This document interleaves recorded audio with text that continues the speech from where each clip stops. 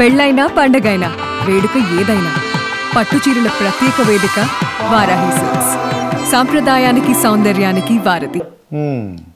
ఇక్కడ పవన్ కళ్యాణ్ అంటే అంత అభిమానం ఉందన్నాను. అవును. కానీ అదే పవన్ కళ్యాణ్ గురించి నేను ప్రశ్నించడానికే వచ్చాను, ప్రశ్నిస్తూనే జీవిస్తానంటే అక్కడ నేను ఇతని తలకు కన్ఫ్యూజన్ ఒక కొజ్జా అంటున్నాను. ఆల్రెడీ టీడీపీ అంటారా, ఇట్ హ్యాస్ బికమ్ యాజ్ కొజ్జా. ఎలా అంటారా, మీరు ఎప్పుడైనా కానీ హెరిటేజ్ షోరూంలో మెటీరియల్ కొన్నారా? నేనేమో కొనుక్కోలేదండి నేను ఇప్పుడు. హెరిటేజ్ షోరూంలోనే ఉన్నాయని తెలుసా తెలీదా? హెరిటేజ్ తెలుసండి. హెరిటేజ్ బటర్ మిల్క్ అమ్ముతారు కదా. ఎక్కడున్నాయి ఇప్పుడు? ఇప్పుడు లేవు. ఎందుకు లేదు? దొబ్బింది మొత్తం, గోచి ఊడింది. నంగా నంగా బ్రహ్మచారి.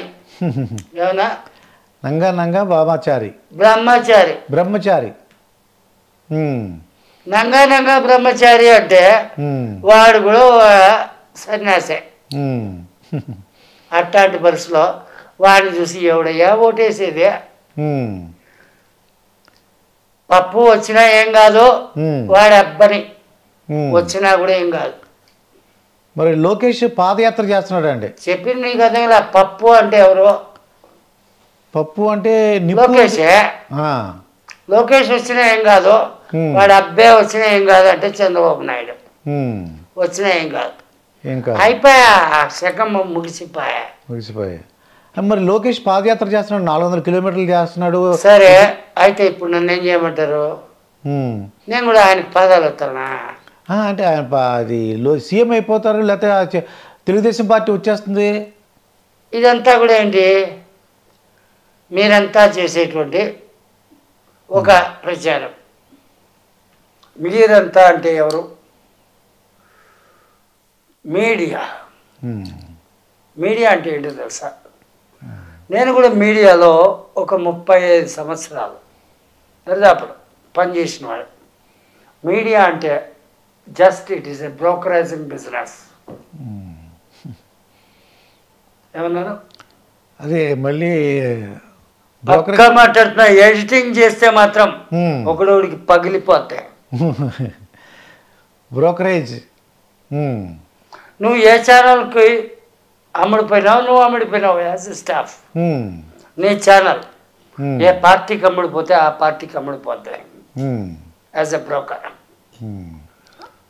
అలాంటి ఆ పరిస్థితిలో నీ కాన్సెప్ట్, నీ పైన నీకు తెలియని ఒక ఓనర్ ఉంటాడు, వాడు చెప్పిందే నువ్వు చేయాలి. That is call brokerizing business. MD broker, employee. ఏమన్నాను? అదే అమ్మ, మళ్ళీ చెప్పండి, కొద్దిగా కష్టంగా ఉంది స్వామి. నేను చాలా క్లారిటీగా చెప్తానబ్బా. ఇది ఎడిట్ చేయొద్దు. Okay okay. ఎడిట్ చేస్తే కమింగ్ ఫ్యూచర్లో మీ ఛానల్ వాళ్ళు ఎంత పిలిచినా నేను రాను. ఓకే అండి. అయితే నేను ఒక డౌట్ వచ్చిందండి నాకు. జూనియర్ ఎన్టీఆర్ ఒకవేళ తెలుగుదేశం పగ్గాలు పట్టున్నాడు? రాడు, 1000% రాడు. ఒకవేళ ఆయన వచ్చినట్లయితే రారు. ఓకే. ఒకవేళ వచ్చినా చేసినా ఇచ్చినా కంప్లీట్గా చంద్రబాబు నాయుడు అస్త్ర సన్యాసం చేస్తే కానీ రాడు. ఆ అవకాశం ఉందంటారా? వీడు చేయడబ్బా. పదవి అనేటువంటి గజ్జితో వాళ్ళంతా గొక్కుంటూ జీవించేవాడు చంద్రబాబు నాయుడు. ఇదేమి చంద్రబాబు నాయుడు మీద నాకేమి వ్యక్తిగతమైన ద్వేషంలే. వాడు చేసిన పెద్ద తప్పు. లైఫ్ ఇచ్చిన మామనే వెన్నుపోటు పొడిచాడు. అది నేను సహించలేను. ఎందుకు?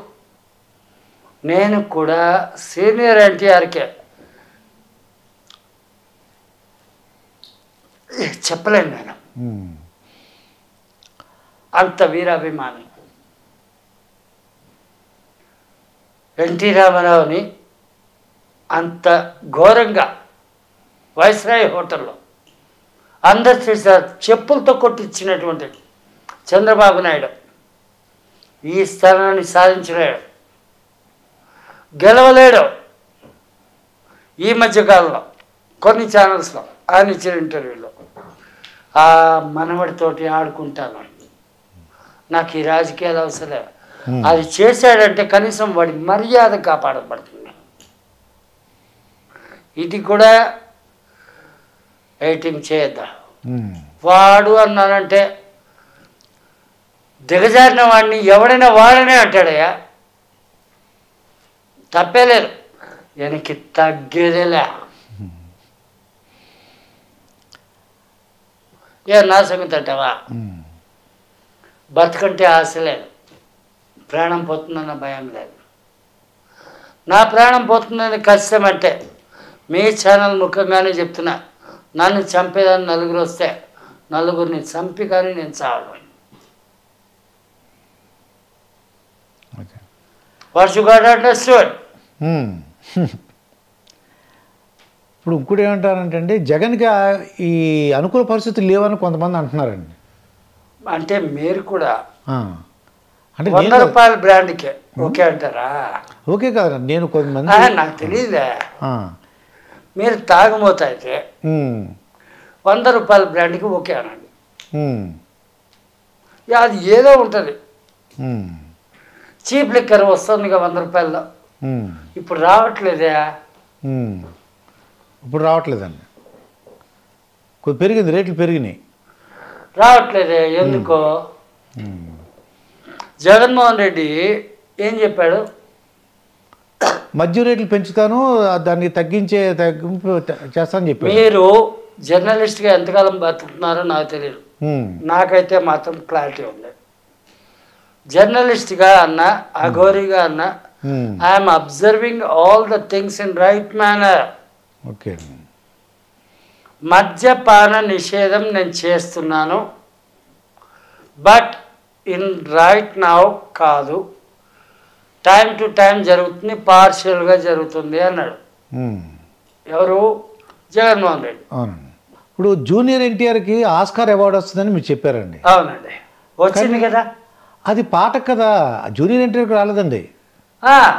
జూనియర్ ఎన్టీఆర్కి రాలేదు, ఆ పాటకు వచ్చింది. నాట్ అనే పాటకు వచ్చింది. పాటకి అలా జూనియర్ ఎన్టీఆర్ లేడా? అంటే ఉన్నాడా లేదా? చచ్చిపోయాడా? పాటలో ఉన్నాడు కానీ ఉన్నాడా లేడా? చచ్చిపోయాడా? ఒక్కటి క్లారిటీ ఇవ్వండి. పాటలో ఉన్నారు అంటే జూనియర్. బస్ అంటే మేమేమనుకున్నాం అంటే జూనియర్ ఎన్టీఆర్కే వస్తుంది ఆస్కార్ అవార్డు అనుకున్నాం. మీ తాలూకు భ్రమ మీది, నా తాలూకు క్లారిటీ నాదే. అది ఏదో విధంగా వస్తుందని మీరు అనుకున్నారు. వచ్చింది కదా. వచ్చింది, రాలేదంటారా? నేనేమనుకున్నా అంటే జూనియర్ ఎన్టీఆర్కే. మీరు ఏమనుకుంటున్నారు అన్నది కాదు ముఖ్యమో, ప్రజలు ఏమనుకుంటున్నారన్నది ముఖ్యమంటే ఆస్కార్ అవార్డు RRRకి వచ్చింది అని అంటే అందరూ పండగలు చేసుకున్నారా లేదా? చేసుకున్నారండి. మరి నన్ను గెలుపుతున్నారు మీరు. అంటే నేనేమనుకున్నానంటే ఆస్కార్ అవార్డు అంటే జూనియర్ ఎన్టీఆర్కే వస్తుంది. ఇక్కడ నన్ను గెలుపుతున్నారు, నాకు రాదేమో అనిపించింది. నాకు నన్ను గెలుపుతున్నారు, గెలకండి. ఓకే, అన్నాను. మిమ్మల్ని గెలుగుతున్నాను, గెలకొద్దు అంటున్నారు. బస్ అంటే అర్థం చేసుకుంటే బెటర్. ఓకే అండి. మరి కవిత ఈడీ గురించి మీకు తెలిసే ఉంటుందండి. ఇది మరి ఈవిడ జైలుకి వెళ్ళటానికి అవకాశం ఉందా? నోవే, ఆమెకేం కాదు. ఆమెకేం కాదు. మీరు నమ్ముతున్నారా ఆవిడ లిక్కర్ దాంట్లో ఆ స్కామ్లో ఉన్నట్టు? ఓ మాట చెప్పిన, 1947 గురించి మీకు తెలుసా? 1940 మన స్వాతంత్రం గురించి అండి. మీరు ఎప్పుడు పుట్టారు? 1959. 59లో పుట్టారు. సరే, 59లో పుట్టిన ఎప్పుడు మీరు ఎడ్యుకేషన్ క్లియర్ చేశారు? 82. ఫ్రమ్ ది 82 అంటే ఇప్పటిదాకా ఎన్ని రకాల స్కాములు జరిగినాయి? రకరకాల స్కాములు జరిగినాయండి. Being a journalist, we are discussing each with other, we are not at all arguing that people. మీకు ఎన్ని రకాల స్కాములు జరిగినాయి. ఒకటి కాంగ్రెస్ అనేకం, దాన్ని లెక్కించడం ఎవరి వల్ల అక్కడ కాదు. అందుకే కాంగ్రెస్ ఈరోజు భూస్థాపితమైపోయింది. ఆ తర్వాత బీజేపీ. రామ దయ చూపరా ఏంటి, రామ దయ చూపరా, రామ దయ చూపరా, రామ దయ చూపరా అంటూ అయోధ్య రాముడిని ముందుకు తీసుకొచ్చిన వాడు బీజేపీ వాళ్ళు. అయితే ఆ బీజేపీలో మొట్టమొదటి వాడు ఉన్నాడు కదా, ఎంతోమంది. అందులో ప్రధానమంత్రి ఎవరు? నరేంద్ర మోడీ. అంటే మీరు ఇప్పుడు పుట్టారా? మేము చెప్పింది అయితే అప్పుడు అటల్ బిహారీ వాజ్పేయి. నేను అప్పుడు సంగతి అడిగితే ఇప్పుడు సంగతి మాట్లాడతారు. అటల్ బిహారీ వాజ్పేయి అండి. మరి ఏం చేశాడు? ఏం చేశాడు? ఏం చేయలేదండి. ఆ తర్వాత ఎంతెంతో అనుకుంటే అంతంతా అనుకుంటే ప్రతి ఎలక్షన్ మూమెంట్లో అయోధ్య రాముడినే ముందు తీసుకొచ్చిన వాళ్ళు అని అంటే అది బీజేపీ, అందులో సందేహం లేదు. ఇప్పటి వరకు ఏం చేశారు? What next? నరేంద్ర మోడీనే వచ్చాడు అనుకుందాం. Are you having any visual of Ayodhya Rama? Vishwanath corridor గురించి మనకు వీడియోలో కనబడచ్చు. Show me the one video about the Ayodhya Rama. రాముడు ఏమయ్యాడో ఎవరికి తెలీదు, ఆంజనేయుడు ఏడున్నాడో ఎవరికి తెలీదు. ఏందబ్బా ఈ రాజనీతి? అంటే ఈ కవిత ప్రభావం ఈ బీఆర్ఎస్ మీద ఏమైనా ఉంటుందా అండి? ఓ బా, కాంగ్రెస్లో రాజకీయం అంటే ఏంటో తెలుసా? ఇందిరాగాంధీ స్టాటిస్టిక్స్ తెలుసా? చెప్పండి సార్. ఇందిరాగాంధీ స్టాటిస్టిక్స్ నుంచి చూస్తా ప్రతి ఒక్క పాలిటీషియన్ ఎక్కడో తప్పు చేస్తుంటారు. ఆ తప్పుని ఎత్తి చూపించే క్రమంలో చిన్న లీకేజ్ ఇచ్చి మూతి కట్టేయడమే కరెక్ట్ అనుకున్నది ఇందిరాగాంధీ. అయితే ఎందరో మూతిని కట్టేసింది ఎమర్జెన్సీ మూమెంట్లో.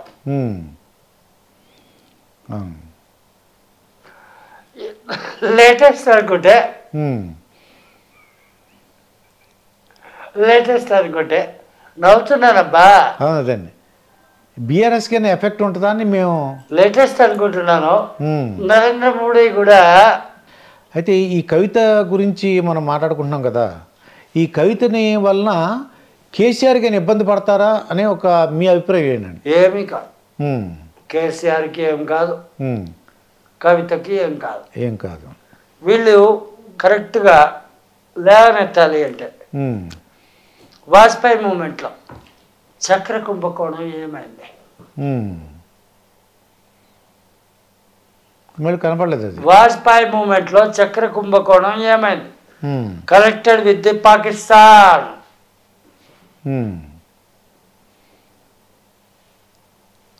ఓకే. ఆ తర్వాత కార్గిల్ మూమెంట్లో శవపేటికల కుంభకోణం జరిగింది, అది కూడా బీజేపీదే.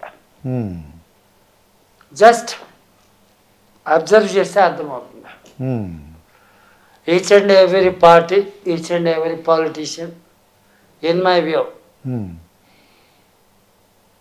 వెరీ క్లియర్, వాళ్ళు స్కాములు చేయడానికి, డబ్బు సంపాదించడానికి పుట్టారు.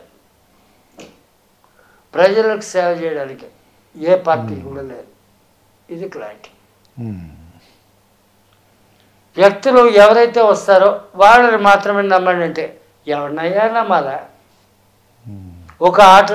ఒక ఓటరు ఆలోచించాల్సింది ఇదే, ఎవరినయ్యా నమ్మాలా? ఓటుకి నోటు సంప్రదాయాన్ని ప్రవేశపెట్టినవాడు చంద్రబాబు నాయుడు అయితే దానికి రేవంత్ రెడ్డి అధినాయకుడు. ఎవరిని నమ్మాలి? తప్పేలేదో వెనక్కి తగ్గేదేలే. మరి కేసీఆర్ బీఆర్ఎస్ పార్టీ పెట్టాడు, మొత్తం ఈ దేశం అంతా కూడా విస్తరించాలనుకుంటున్నారు. ఆయనకైనా భవిష్యత్తు ఎలా ఉంటుంది అంటారు? టీఆర్ఎస్గా ఉంటే నేషనల్ పార్టీగా దాన్ని మారిస్తే గెలిచిపోతాడు. కానీ బీఆర్ఎస్ అంటే ఆశ ముదిరింది, తొండ ముదిరింది, రంగు మారుస్తుంది, నాకిపోతాడు. భవిష్యత్తు ఎలా ఉండబోతుంది అంటారు తెలంగాణలో? నాకిపోతాడంటే ఏంటి? నాకిపోతాడు. ఓకే. కానీ కేటీఆర్ టీఆర్ఎస్కి స్టాండ్ అయితే he is going to rule. Okay. KTR yeah. తండ్రికి ఎదురైన పదవల, తండ్రికి ఎదురు చెప్పిన పదవల, KTR is the right person.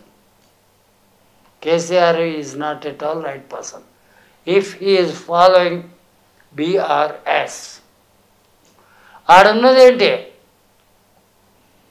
Telangana ప్రాంతానికి టీఆర్ఎస్ పేరుతోటి ఉండేటువంటి అతిపెద్ద తిమింగలం కేసీఆర్. బీఆర్ఎస్ అంటే భారత రాష్ట్ర సమితినో ఏదో ఉంది, అక్కడ కొన్ని వేల తిమింగలాలు ఉన్నాయి. ఈయనంత పిల్ల చేప.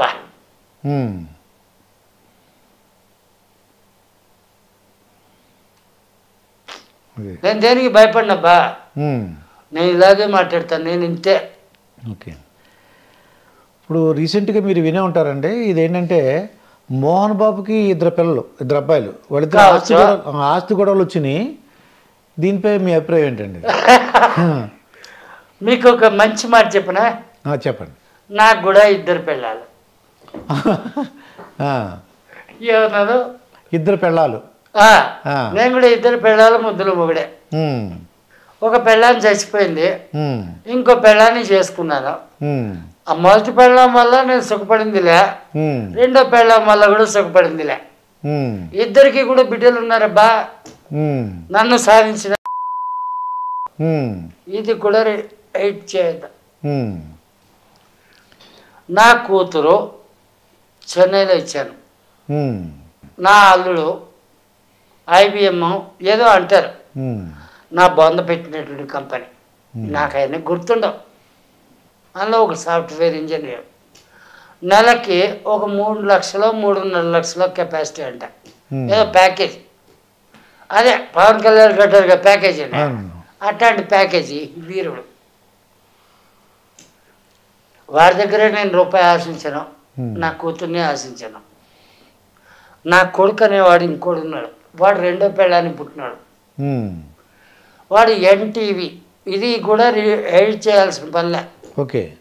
ఏమన్నా ఎడిట్ చేద్దంటున్నారు? ఎడిట్ చేయాల్సిన పనిలే, ఏదైనా వస్తే నేను చూసుకుంటా. ఏమన్నా మీరు చూసుకుంటారు? వాడు కూడా ఏదో రిపోర్టర్ అంటారు, అది స్ట్రింగర్ స్టేజో మరి రిపోర్టర్ స్టేజో, లేదంటే అంతకుమించి అంటే ఏదో అంటారుగా, sting operation, squad, special squad, బొంగు పోసడా, ఏదో నాకు తెలీదు. వాడు కూడా నెలకు 3-3.5 లక్షలు సంపాదిస్తాడబ్బా. వాడి దగ్గర రూపాయిని ఆశించరు. ఏమన్నా ₹1 కూడా వాళ్ళ దగ్గర తీసుకోరు, ఆశించరు. వీడి దగ్గర నేను రూపాయి ఆశించాను, తీసుకోను. ఎవడైతే ఏంటంటే నా మూటగాడు అంటే ఎవడి మీద నేనేమి ఆశించి బతికేవాడు కాదు. Still this 71 age I'm living alone, I'm facing all the things alone. ఈ మాత్రం సామర్థ్యం ప్రతి ఒక్క వృద్ధుల్లో రావాలి. ఎలా వస్తుంది? వృద్ధాప్యం అంటే ఏంటో తెలుసా? ప్రతి ఒక్క మనిషి కూడా నాకు వయసు అయిపోయింది, నాకు వయసు అయిపోయింది, నాకు వయసు అయిపోయింది, నేను ఎలా బతుకుతాను, ఏం చేసి బతుకుతాను అంటూ బాధపడుతూ బతుకుతుంటాడు. వృద్ధాప్యంలో ఉండేవాడు. Still I'm saying this word, I'm running about 71. ఆత్మతత్వంలో జీవిస్తే వయసు ఉండదు. వయసు మీరింది లేదు, వయసు తగ్గింది లేదు. శరీర తత్వంతో జీవిస్తే వయసు అనేది ఉంటుందయ్యా, వీక్నెస్లు ఉంటాయా, రోగాలు వస్తాయా. కానీ ఆత్మతత్వంలో జీవిస్తే అది రాదు. కానీ ఆత్మతత్వంలో జీవించాలంటే ఒక భక్తి మార్గం. ఏ దిక్కు లేని వాడికి దేవుడే దిక్కు, ఇదన్నా తెలుసుకోవచ్చుగా. ఏది చేతగాని వాడినా, ఎవడైనా చేతగాని వాడైనా, ఏ దిక్కు లేని వాడికి దేవుడే దిక్కు అని అంటారు కదా. అదే కష్టం అంటే అదైనా పాటించచ్చు కదా. నా బిడ్డో నా అంటే ఈయన ఈ ఇద్దరు పిల్లలు బాబా ఇందులో బూతు మాటలు ఉన్నాయి. అవునండి. కానీ ఇది ఏది చేయొద్దు. ఓకే అండి. ఇది నా స్పెషల్ కండిషన్. ఓకే అండి. ఈ మోహన్ ఇది నా స్పెషల్ కండిషన్. ఓకే, తప్పకుండా అండి. అయితే ఈ ఇద్దరు పిల్లలు ఆస్తుల గురించి దెబ్బలాడుకుంటున్నారండి. ఈ మోహన్ అలాంటిదే అది కూడా. అది కూడా ఇప్పుడు నేను చెప్తున్నా నా తాలూకు చరిత్ర గురించి. అలాంటిదే అది కూడా.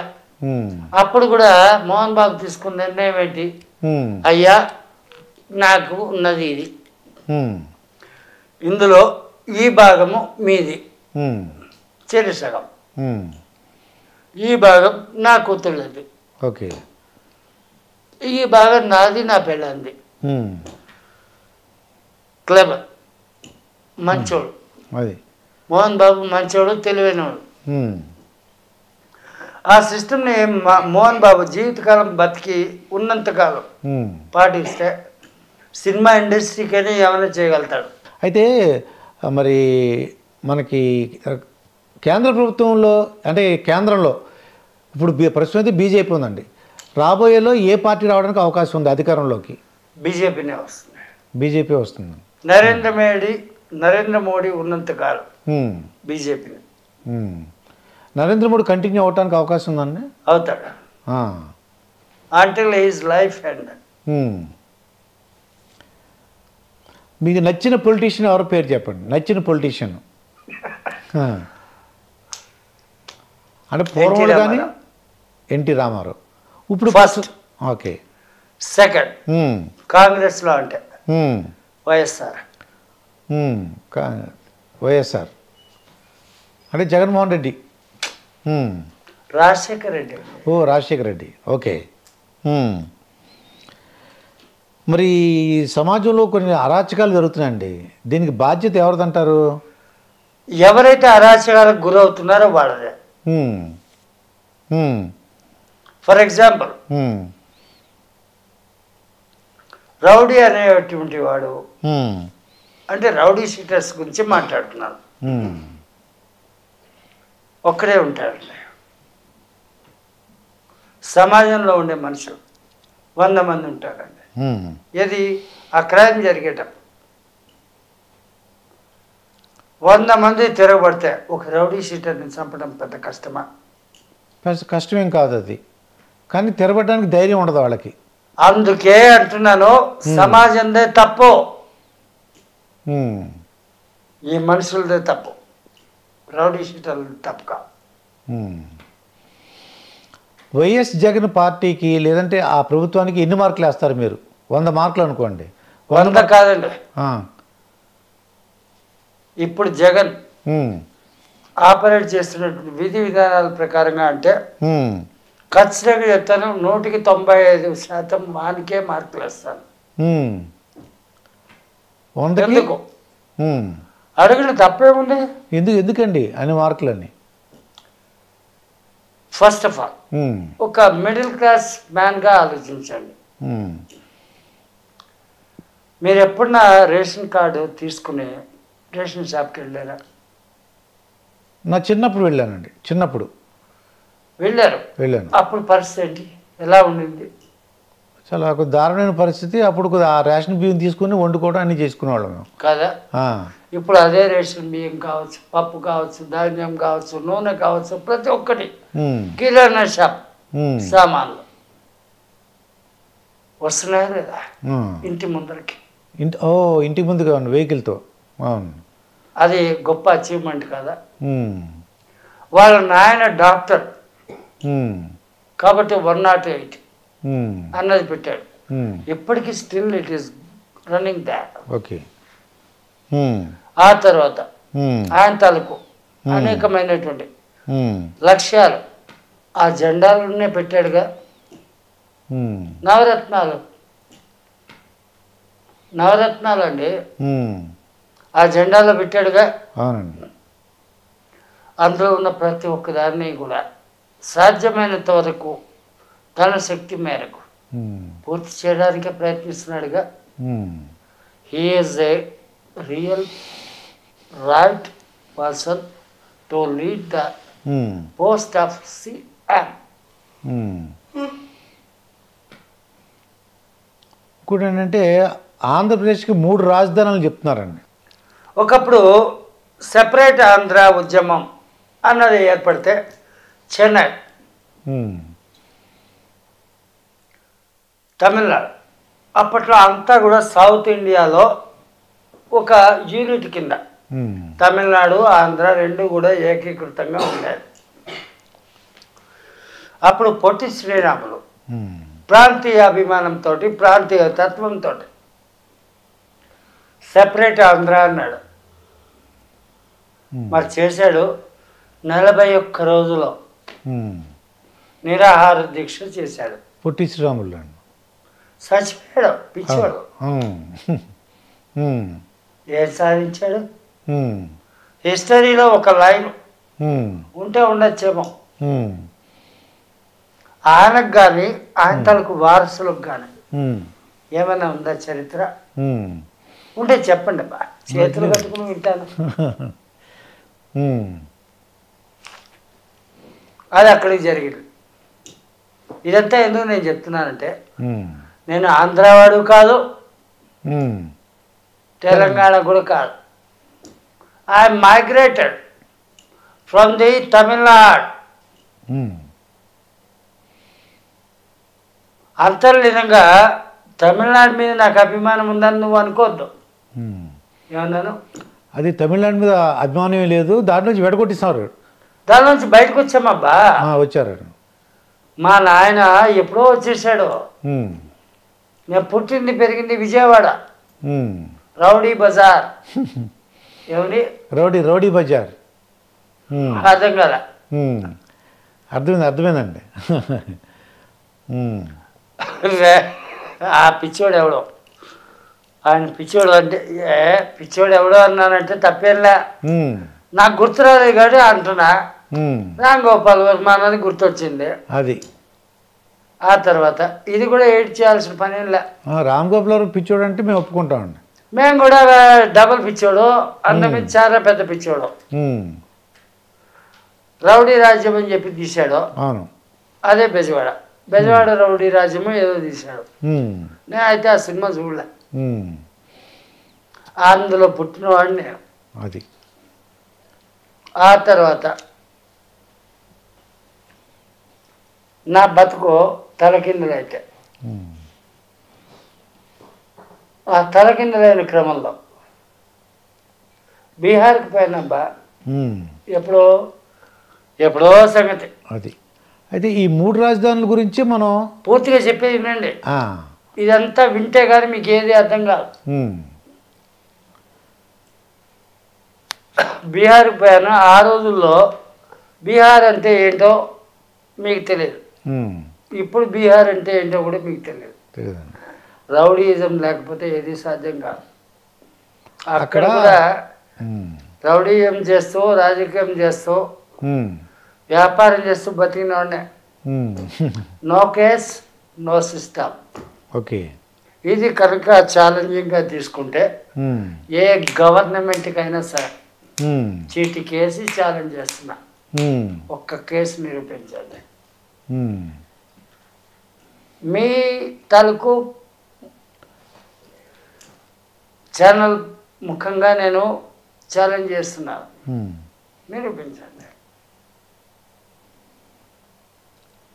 నేనే కనుక రాజకీయ నాయకుడైతే నా రాజకీయం ఎంత భయంకరంగా ఉంటుందో ఎవరికి అర్థం కాదు. ఇదంతా ఎందుకులే కానీ స్వకుశ మర్దనం అంటారు, అది నాకు వద్దు. ఇది ఈ 3 రాజధానులు వాళ్ళు ఏమంటున్నారంటే ఇది జగన్ చేసిన తప్పేమో. 3 కాదబ్బా, పరిపాలన వికేంద్రీకరణ చాలా అవసరం. ఆంధ్రాకు అంటే ఉమ్మడి ఆంధ్రాకి ఓకే, హైదరాబాదు గొప్పది అన్నారు, హైదరాబాద్ని గొప్పగా మనం తీసుకున్నాము, ఉన్న డెవలప్మెంట్ అంతా కూడా ఇక్కడ జరిగింది, ఇక్కడ ఏదో మనం మోసపోయామో వేస్ట్ అయిపోయామో అనుకుంటున్నారు. కానీ అది అలా కాకుండా సంథింగ్ డిఫరెంట్గా ఆలోచిస్తే కర్నూలు హైకోర్టు వగైరాలు అది దానికి అక్కడ న్యాయ రాజధాని అంటున్నారండి. న్యాయ రాజధాని. మంగళగిరి అదే మన పప్పుబాయ్, అది పప్పుబాయ్ మంగళగిరి మంగళగిరి మంగళగిరి పప్పుబాయ్ అన్నాడుగా, దాన్ని మనం తీసుకుంటే అది అమరావతి. ఓకే, అదే వైజాగ్. అది ఎందుకు తీసుకున్నాడు అంటే నేను చెప్తాను. అది ఎగ్జిక్యూటివ్ క్యాపిటల్ అని చెప్తున్నారు. ఎగ్జిక్యూటివ్ క్యాపిటల్ అనేది పక్కా right. Is a best executor of the businessman. Okay, executor and administrator of the businessman, business system. నేను అంటే తప్పుగా అనుకోవద్దు, అందరినీ నేను ఇలాగే పలకరిస్తుంటాను, నాయన అంటాను. అందరూ నాకు తండ్రి లాంటి వాళ్ళే, అందరూ నాకు బిడ్డలు లాంటి వాళ్ళే. అయితే ఇక్కడ హార్బర్ లేకపోతే డెవలప్మెంట్ ఉండదు, ఇంటర్నేషనల్ ఎయిర్పోర్ట్ లేకపోతే డెవలప్మెంట్స్ ఉండవు. దీనికి జగన్మోహన్ రెడ్డి చేసింది ఏంటి? ప్రతి జిల్లాకు హెడ్ క్వార్టర్స్ అంటే ప్రతి జిల్లాలో ఒక దగ్గర ఎయిర్పోర్టు నిర్మించాలనే ప్రయత్నంలో ఉన్నారు. ప్రతి జిల్లాకు ఒక ఎయిర్పోర్ట్, గొప్ప స్థితి. అందులో ఎక్కడ ఇంటర్నేషనల్ వస్తుందో తెలియదు. Either it is Vizag, maybe అన్ని విధాల అర్హత కలిగి ఉండేది వైజాగ్, తప్పేలేదు, దానికి తగ్గేదేలా. అయితే ప్రతిపక్షాలందరూ కూడా ఏమన్నారంటే అండి, ప్రతిపక్షాలు సవా లక్ష చెప్తారండి. రోడ్ల పరిస్థితి ఏం బాగా ఇక్కడ నేను చాలా క్లియర్ చెప్తాను. నేను హైదరాబాద్లో సెల్ఫ్ కార్ డ్రైవ్ మొదలు పెడితే అప్ టు ద కన్యాకుమారి అన్ని నేషనల్ హైవేస్లో తిరుగుతున్నారు. ప్రతి చోట కూడా రోడ్డు బాగుంది.